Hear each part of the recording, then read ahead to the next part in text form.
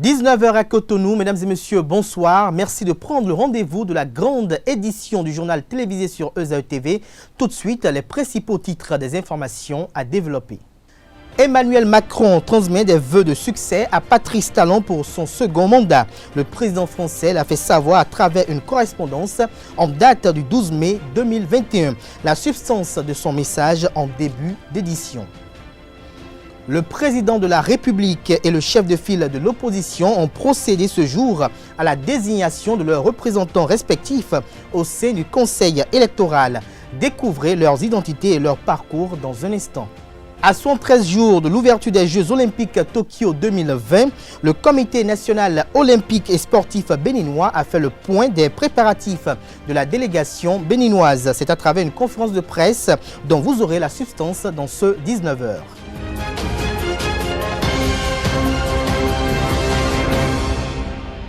Bonsoir à nouveau, chers amis internautes, et merci de nous préférer pour vous informer. Dans une correspondance en date du 12 mai 2021, le président français Emmanuel Macron a adressé ses vœux de succès à son homologue béninois Patrice Talon pour sa victoire à l'issue du scrutin présidentiel du 11 avril dernier au Bénin.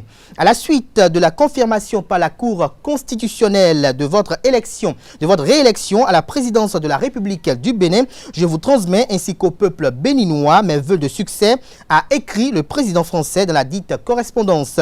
Il souhaite que la France et le Bénin continuent de renforcer les liens économiques, culturels et humains qui nourrissent une relation d'amitié ancienne. Il ajoute que la France se tient aux côtés du Bénin pour contribuer à son développement au bénéfice des populations et de la cohésion sociale et contribuer à la prospérité de son économie. Par ailleurs, au lendemain d'une élection présidentielle qui a été marquée par des tensions et des violences, le président français souligne le nécessaire travail de justice dans le plein respect des droits des justiciables comme l'importance du dialogue avec l'ensemble des acteurs politiques et sociaux. Pour lui, le président Patrice Talon est le premier à pouvoir créer les conditions d'un climat apaisé, vital au maintien de l'attractivité du Bénin et à la mise en œuvre des réformes qui lui sont chères. La séance hebdomadaire du Conseil des ministres s'est tenue ce mercredi 12 mai 2021 sous la présidence effective du chef de l'État, chef du gouvernement et président de la République, le président Patrice Talon. Au cours de la séance, plusieurs dossiers ont été examinés et d'importantes décisions ont été prises. Il s'agit entre autres, au titre des mesures normatives, d'un décret portant conditions d'exercice de la mission de contrôle technique en République du Bénin, d'un décret portant création du Centre national de théâtre, d'un autre décret portant approbation des statuts de l'Agence nationale de protection civile, d'un décret portant approbation des statuts modifiés de la Bibliothèque nationale du Bénin et nomination des membres de son conseil d'administration et d'un décret portant reversement et reclassement des fonctionnaires des eaux, forêts et chasses, conformément à la loi du 3 juillet 2020 organisant leur statut spécial. Au titre des mesures normatives, le Conseil des ministres a procédé à la nomination des membres du Conseil électoral de la Commission électorale nationale autonome Sénat, au président et des membres de l'autorité de régulation des marchés publics RMP et au médiateur de la République. Et parlons des nominations au Conseil de ce jour. Un cadre politique du département du Koufo et coordonnateur départemental du parti politique Bloc républicain est nommé médiateur de la République en remplacement à Joseph Nyononfon, dont le mandat est arrivé à terme. Le tout nouveau médiateur de la République, Pascal Essou, est un opérateur économique, leader politique et l'un des cadres et personnalités politiques ressortissants de la commune d'Aplaroué. Ancien député FCBE, il est membre du bureau politique national du parti politique Bloc républicain. Adolphe Djiman est le représentant du président de la République au sein du Conseil électoral, tandis que Paul Rompé, chef de file de l'opposition, a eu à désigner Sani Gounou pour représenter l'opposition politique au régime du président Patrice Talon au sein de cette institution qui aura à charge l'organisation des élections au Bénin. Pour rappel, les 5 membres du Conseil électoral de la Sénat, Commission électorale nationale autonome, de 2021 à 2026 se présentent comme suit. Majorité parlementaire Union progressiste Saka Lafia, minorité parlementaire Bloc républicain Soulé Adam Abou Boukari, représentant des magistrats Nicolas Assogba, représentant de l'opposition Sani Gounou, représentant du président de la République Adolphe Djima. Des voix s'élèvent sur la toile déjà pour dénoncer et déplorer l'absence d'une femme au sein de cette équipe. D'un registre à un autre, l'Ascension est une fête chrétienne célébrée 40 jours après Pâques. Elle marque l'élévation au ciel de Jésus-Christ de Nazareth après sa résurrection et la fin de sa présence terrestre. Il ne faut pas confondre l'ascension avec l'Assomption qui est une tradition apocryphe tardive érigée récemment en un dogme. Je vous invite à suivre le père Pamphile Legba, théologien, qui nous donne des explications sur la portée spirituelle de cette célébration. Selon le témoignage des évangiles, Marc chapitre 16, Luc chapitre 24 et les Actes des Apôtres chapitre 1, 40 jours après sa résurrection, Jésus monta au ciel devant ses disciples médusés. Et à partir de ce moment-là, 40 jours après Pâques, les chrétiens du monde entier célèbrent la solennité de l'Ascension. Cette célébration de l'Ascension qu'il faudra distinguer de celle de l'Assomption qui, elle, concerne la Vierge Marie, revêt plusieurs significations pour les chrétiens, déjà dans les premières communautés chrétiennes, mais également aujourd'hui. La première signification est d'ordre christologique. Le Christ, par son entrée triomphale dans le ciel vu comme le domaine exclusif de Dieu, reprend en quelque sorte la place initiale qu'il avait, la position initiale qu'il avait auprès du Père. C'est pour cela que dans les premières communautés chrétiennes, l'Ascension a servi à affirmer la divinité de Jésus. Et c'est également ce qui est très beau, c'est que cette fête de l'Ascension nous fait voir Jésus qui entre dans le ciel avec son corps, introduisant désormais dans le ciel et dans la divinité quelque chose de la vérité de l'humanité. À cette première signification théologique, donc christologique, on peut ajouter une deuxième signification qui est cette fois-ci eschatologique. Jésus, en entrant dans le ciel par son entrée triomphale, j'allais dire son retour, dessine quelque peu les contours de notre avenir. Lui, la tête, monte au ciel et se retrouve désormais auprès du Père, montrant et indiquant par là l'avenir des membres, puisque l'avenir des membres, c'est de se retrouver là où est la tête. Et donc, désormais, l'histoire de tout homme qui s'arrime à Jésus-Christ est une histoire, même si elle est enracinée en plein sol, mais c'est une histoire qui ne finit pas en pleine terre, mais en plein ciel, là-haut. La dernière signification est d'ordre missionnaire. Jésus confie à ses disciples le mandat d'évangéliser le monde entier. Il les constitue en quelque sorte témoins, garants et même les sacrements de sa présence invisible désormais dans le monde. Et c'est peut-être là l'exhortation majeure de la fête de l'Ascension. Les chrétiens ne doivent pas priver le monde de Jésus-Christ.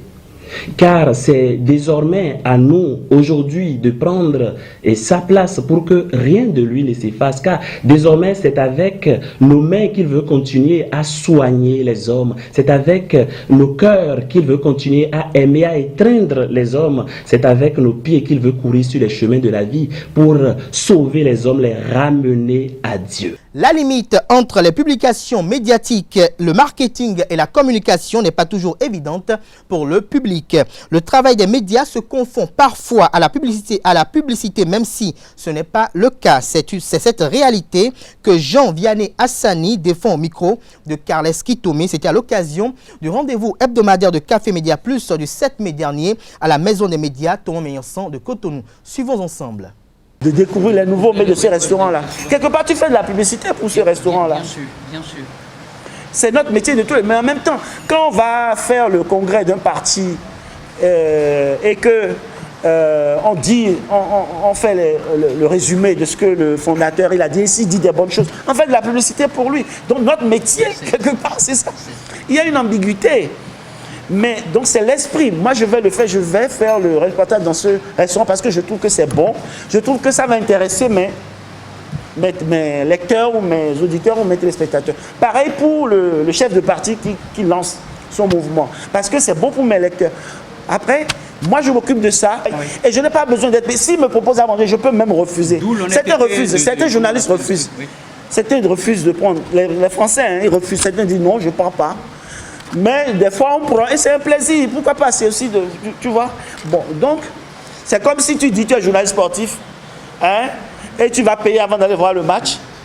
Non, tu as le droit d'aller voir le match pour découvrir, pour reporter. Donc si tu vas dans un gastronomique aussi, tu peux... Un plat. Maintenant, 80% de notre production, c'est ça. Après, le truc politique, bon, si moi je ne dis pas, si je suis Figaro et que je ne dénonce pas Fillon, mais Libération va dénoncer. Vous voyez? Mais ce n'est pas parce que je suis Figaro que si les choses sont patentes et claires que Fillon a fait ça, je ne vais pas le dire. Il y a des articles du Figaro qui ont été contre Fillon. Vous êtes obligés de dire des choses. Mais après, c'est peut-être pas eux qui vont l'enfoncer. Ils vont essayer de lui trouver des excuses aussi, parce que leurs lecteurs vont essayer de trouver des excuses à Fillon. C'est ça le côté marketing aussi de cette option-là. Donc globalement, c'est ça. Bolloré, aujourd'hui, il entraîne un peu cette nuance-là de la réalité de l'influence dans l'indépendance des médias. Il entraîne ça jusqu'à un point caricatural. Mais il faut savoir que c'est aussi un commerçant et que c'est parce que ça crée de l'audience et donc ça génère de la publicité qu'il le fait. Il ne fait pas ça pour les beaux yeux de... Non, non, non. Intéressons-nous à présent à la spiritualité dans cette édition. Nous sommes tous des entités qui ont passé par le processus de la réincarnation à travers 4 règnes élémentaires, à savoir le règne animal, le règne végétal, le règne minéral et le règne humain. Pour Ricardo Agege, métaphysicien, arrivé au niveau des humains, l'âme change de dimension après la mort. Suivons son argumentaire au micro de Jacques Maugnon d'Almeida. Tout d'abord, nous devons comprendre que nous sommes une entité qui est née, qui s'est incarnée sur Terre. Tout autant que nous sommes, nous avons eu à changer plusieurs fois d'enveloppe. Nous nous sommes incarnés plusieurs fois. Et d'abord, le processus de la vie passe des minéraux. Le stade des minéraux, on vient au niveau des végétaux au niveau des animaux, et puis on arrive au niveau de l'humain. Maintenant, au niveau de l'humain, qu'est-ce qui se passe? C'est-à-dire, après la mort physique, bien sûr, la mort change de dimension. Et en changeant de dimension, pour ceux qui sont sur le plan physique, ils disent que la personne est décédée, il ne va plus revenir.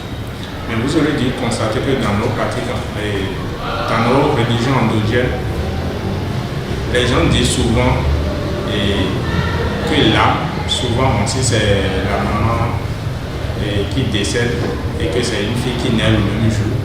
On l'appelle cette personne, il y a pas aussi, je pense, cet exemple, c'est-à-dire que c'est la maman qui s'est réincarnée. En fait, nos parents dans notre religion endogène connaissent l'histoire de la réincarnation. Ils savent que l'âme qui vient de partir, c'est-à-dire qui vient de changer de dimension, n'est pas partie, il va encore revenir. Mais là où c'est tellement important pour ceux qui croient bien sûr à la réincarnation, moi je crois à la réincarnation, ceux qui ne croient pas à la réincarnation, donc ils auront le temps aussi de comprendre cela, c'est que toutes les expériences que vous avez acquises dans une incarnation donnée, je suppose dans notre existence actuelle, je suis en train de parler devant vous. Peut-être que j'ai dans le monde passé acquis certaines connaissances que je suis en train de véhiculer aujourd'hui. C'est pour cela que vous avez dû constater qu'il y a certaines personnes qui naissent avec certains talents, ou bien avec certains pouvoirs. Ça n'a même pas d'âge. C'est parce que cet individu dans les vies passées a déjà acquis certaines connaissances, a déjà pratiqué cela, à tel enseigne que quand il est né, cela devient naturel chez lui. Ça devient spontané. Donc à cette personne-là, on dit que en fait, vous vous réincarnez pour bénéficier de vos grâces et maintenant pour corriger en quelque sorte vos erreurs aussi. Parce que tous autant que nous sommes, nous avons une mission sur Terre. Donc le plus important, quand vous connaissez votre mission sur Terre, c'est plus facile pour vous de bien jouir de votre existence sur Terre. Là, vous ne vous divaguez pas totalement. Donc la réincarnation, c'est quelque chose que tout homme fait. Vous prenez votre corps, le corps, que ce soit fille, le corps d'un mâle ou bien le corps d'une femelle, en fonction de l'énergie ou bien en fonction des expériences que vous choisissez, que vous avez choisi de faire. Même les maîtres, à un moment donné, quand vous atteignez un niveau de d'éveil spirituel, c'est-à-dire je prends le niveau christique, les maîtres, vous avez la possibilité de vous incarner ou bien de ne pas vous incarner, c'est-à-dire de rester dans le monde de la béatitude. Mais les maîtres choisissent volontairement de s'incarner pour, tout en gardant, quand vous atteignez ce niveau, c'est-à-dire vous avez la possibilité de garder votre corps physique que vous avez eu dans les incarnations passées, vous pouvez garder cela et revenir, comme vous pouvez prendre votre temps, pour aider ces âmes qui sont sur terre pour leur accompagnement spirituel. Restons toujours dans la spiritualité pour voir avec Prince Zedeka les signes d'un dignitaire de la divinité Dan. Pour lui, si vous êtes quelqu'un qui fait souvent des rêves prémonitoires, vous vous retrouvez souvent dans l'eau ou au sein des reptiles, sachez que vous êtes sous l'emprise de la divinité Dan, soit vous êtes adepte ou prêtre. Suivez cet extrait de Jacques Marion d'Almeida qui vous édifie davantage sur cette situation assez confuse. Lorsque vous venez quelque part, lorsque vous faites des rêves prémonitoires, vous dormez, vous voyez des trucs, et ça se réalise. Sachez aussi que vous êtes descendant Dan, même si ce n'est pas très dominant. Sachez que vous êtes né sous le signe de Dan. Et ceux qui sont nés sous le signe de Dan sont des grands visionnaires. Ils ne doivent pas, n'est-ce pas, proférer des menaces envers qui que ce soit. Je vais en venir. Lorsque vous dormez et vous voyez entouré de beaucoup d'adeptes, la tête nouée, en blanc, comme j'ai mon écharpe, et vous ne les voyez pas, vous n'arrivez pas à déceler leur visage. Vous êtes entouré, ou bien vous êtes en pleine cérémonie, on est en train de vous faire des cérémonies. Sachez que tôt ou tard, vous êtes appelé à être dépositaire, à être dignitaire, un vénérable officier, un dignitaire de Dan, ou bien un adepte assez élevé, ou bien hautement élevé de Dan. Voilà les quelques signes de Dan, à travers lesquels on peut reconnaître un individu, n'est-ce pas, qui est incarné par cette divinité-là. Mais lorsqu'on l'évoque, beaucoup disent, avant de venir là, il y a aussi des aléas alimentaires, des aléas comportementaux. Les aléas alimentaires, lorsque vous êtes sur le signe de Dan, ou bien vous êtes incarné par la divinité Dan, il y a un certain nombre d'aliments ou de viande que vous ne devez pas consommer. Par exemple, Salomon, le poisson qu'on appelle Salomon. C'est formellement interdit de consommer Salomon. Sinon, ce serait préjudiciable à votre avenir, à votre évolution, à votre vie. Et sans savoir, vous serez en train de dire, oui, c'est la sorcellerie, c'est ci, c'est ça. Lorsque vous êtes sur le signe de Dan aussi, vous avez du mal à vous fixer, à avoir un conjoint ou une conjointe digne du nom. Quelles que soient vos prières, si vous ne faites pas, vous n'approchez pas ceux qui sont experts, ceux qui maîtrisent, ceux qui sont experts en la matière, vous aurez du mal, n'est-ce pas, à avoir une fixité dans votre relation amoureuse, dans votre foyer. Quel que soit votre degré de beauté, un jour, 2 jours, 3 jours, quel que soit votre comportement, vous aurez de très bons comportements envers votre conjoint, votre fiancé, votre petit ami, mais vous ne saurez même pas comment est-ce que vous vous êtes séparés. Ça, la divinité Dan est capable de le faire.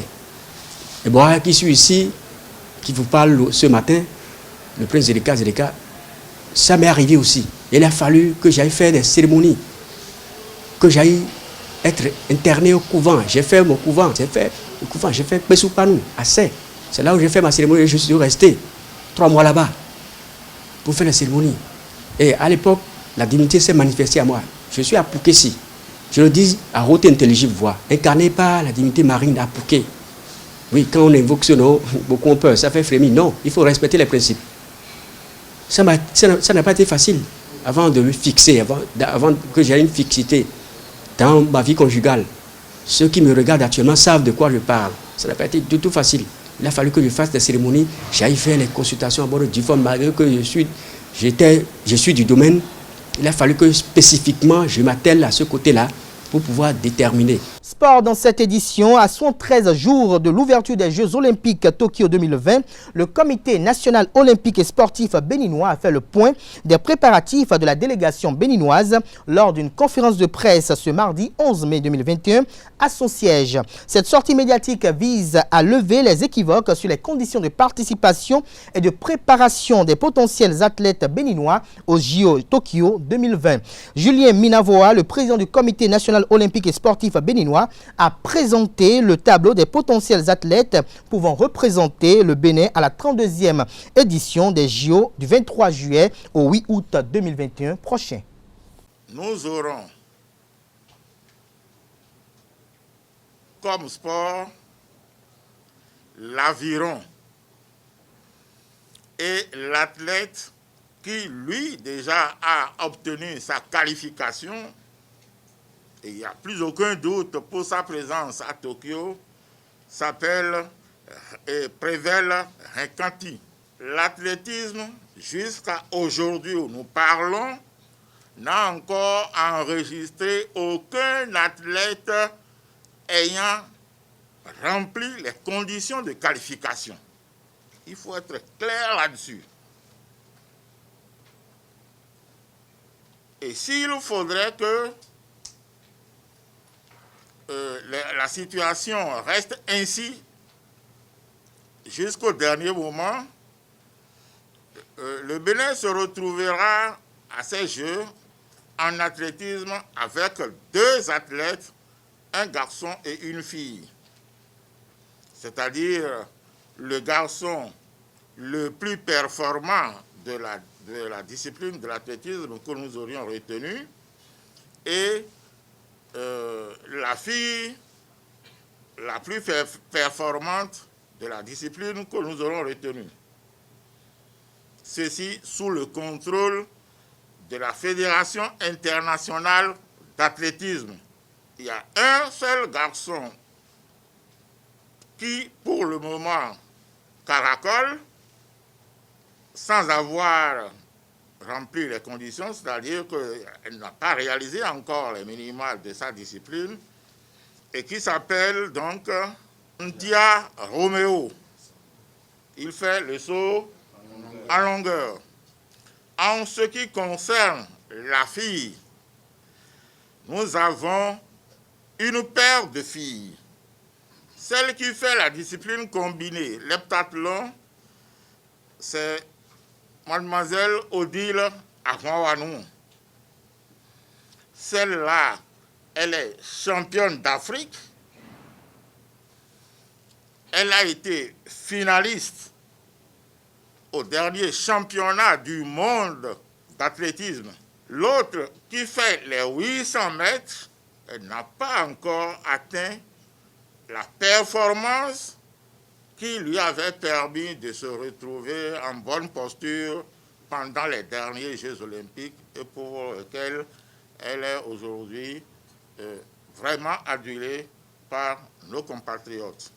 Elle s'appelle Noélie Yarigo. À l'état actuel, si aucune des deux ne réalise les minima, il reviendra à la Fédération internationale de nous dire avec laquelle des deux nous nous retrouverons à Tokyo. La même chose s'observe, pas exactement de la même manière évidemment, en natation. Le choix au niveau de la fille ne nous a pas posé problème. Tout simplement parce qu'il y a une seule qui s'est dégagée et puis elle est en avance sur tout le reste. Son choix est automatique. Elle s'appelle Nafissatou Radji. Il se fait que les 2 garçons qui se tenaient avaient été en Afrique du Sud pour participer à une compétition. Et aujourd'hui, nous connaissons qui est le plus performant et qui ne l'est pas. Le plus performant s'appelle Marc Dassou. C'est dire que si les choses ne changent pas, si les donnes ne changent pas, et que le comité olympique doit aller aux Jeux olympiques de Tokyo, il irait en natation avec 1. Nafissatou Radji, 2. Marc Jansou. L'occasion a été saisie par le président Julien Minavoa pour éclairer la lanterne du mouvement sportif et de la presse nationale et internationale, en particulier sur certaines récriminations au sujet de l'octroi de bourses au squatteur Georges Agoncoin. Preuve à l'appui, le patron de SNOSP Ben a démonté les allégations de ce dernier. Suivons ensemble ses explications. Malgré la haute confiance que nous plaçons en nos fédérations, lorsqu'il s'agit de mener des actions financières au profit des athlètes, nous faisons en sorte au niveau du comité olympique que les ressources aillent directement et intégralement sur le compte des athlètes bénéficiaires. Il n'est donc pas possible que quelqu'un se mette à soupçonner son dirigeant fédéral pour dire qu'il a reçu mes sous et qu'il a bouffé. Mais je vous assure que si je dois sortir toutes les correspondances échangées entre M. Agoncoin et nous, sans aboutir au but, peut-être que nous ne sortirons pas de cette salle aujourd'hui. Nous en étions là quand, à un moment donné, un courrier nous vient du ministère des Affaires étrangères annonçant qu'il y a un athlète qui serait, un Béninois qui serait en France, pour qui il y a une subvention dont il bénéficie et que cela ne lui a pas été versé.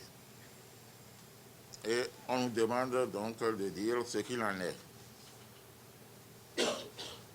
Et pendant que le ministère des Affaires étrangères nous envoyait cette lettre, toutes les chancelleries avec lesquelles le Bénin a des contacts ont reçu des correspondances dans le sens que, bon, il y a quelque chose qui ne va pas au niveau du comité olympique, de la fédération de rollers du Bénin et l'athlète à qui on ne veut pas faire bénéficier de ces athlètes.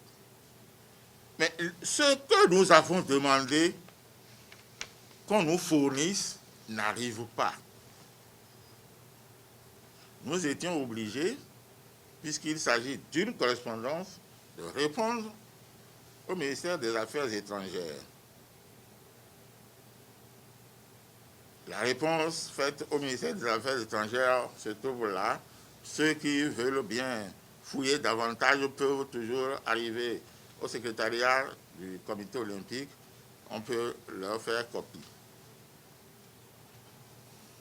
Pendant ce temps, c'est le comité international olympique qui nous saisit du même dossier pour dire il y a un athlète, et ça en parenthèse, le CIE ne badine pas avec les intérêts des athlètes.